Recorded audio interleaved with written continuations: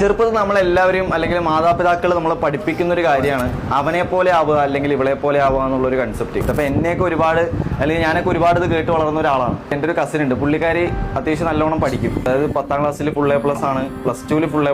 അപ്പോൾ ഈ ഒരു മാർക്കിന് എനിക്കൊരിക്കലും ക്യാച്ച് ചെയ്ത് പിടിക്കാൻ പറ്റിയിട്ടുണ്ടായിരുന്നില്ല. അപ്പോൾ സ്വാഭാവികമായിട്ട് നമ്മുടെ വീട്ടുകാർ പറയുമല്ലോ, നമ്മളെ കണ്ടുപിടിക്കുക, അവളുടെ ചെരുപ്പിട്, അവൾ നടക്കണ വഴി കൂടെ നടക്ക് അതുകൊണ്ട് പറയൂലേ. അപ്പോൾ ആ ഒരു സമയത്ത് ഞാൻ ഈ ഒരു സംഭവമായിരുന്നു വിശ്വസിച്ചിട്ടുണ്ടായിരുന്നു. പിന്നെ ഒരുപാട് വർഷങ്ങൾ കഴിഞ്ഞപ്പോൾ എനിക്ക് കുറച്ച് കാര്യങ്ങൾ മനസ്സിലായി. ചിലപ്പോഴൊക്കെ നമ്മൾ ആഗ്രഹിച്ച കാര്യത്തിന്റെ തൊട്ടടുത്ത് വരത്തിന് കിട്ടാതെ പറഞ്ഞു.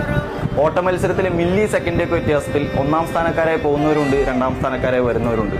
അത് 1ാം സ്ഥാനക്കാരുടെ ഭാഗ്യമോ അല്ലെങ്കിൽ 2ാം സ്ഥാനക്കാരുടെ പരാജയമോ എന്നൊന്നും പറയാൻ പറ്റില്ല.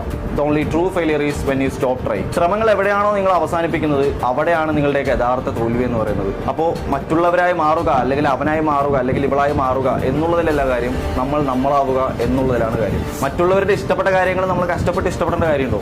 നമ്മളുടെ ഇഷ്ടങ്ങൾ എന്താണെന്ന് കണ്ടുപിടിച്ച് അത് മനസ്സിലാക്കി അത് ഡെവലപ്പ് ചെയ്ത് അത് ബിൽഡ് ചെയ്യുക എന്നുള്ളതിലാണ് ഏറ്റവും മെയിൻ ആയിട്ടുള്ള ഒരു കാര്യം എന്ന് പറയുന്നത്. അല്ലാതെ വേറൊരാളുടെ ഇഷ്ടപ്പെട്ട ഒരു കാര്യം അത് നമ്മൾ കഷ്ടപ്പെട്ട് അയാളെ വെട്ടിക്കാൻ വേണ്ടി അത് ഇഷ്ടപ്പെട്ട് ചെയ്യേണ്ട കാര്യങ്ങളൊന്നുമില്ല. അല്ലെങ്കിൽ അവർക്ക് ഇഷ്ടപ്പെട്ട കാര്യങ്ങൾ നമ്മളുടെ ഇഷ്ടപ്പെട്ട കാര്യങ്ങളാണെന്ന് ചിന്തിച്ച് ഒരിക്കലും അത് ഇഷ്ടപ്പെട്ട് ചെയ്യാൻ നിൽക്കരുത്.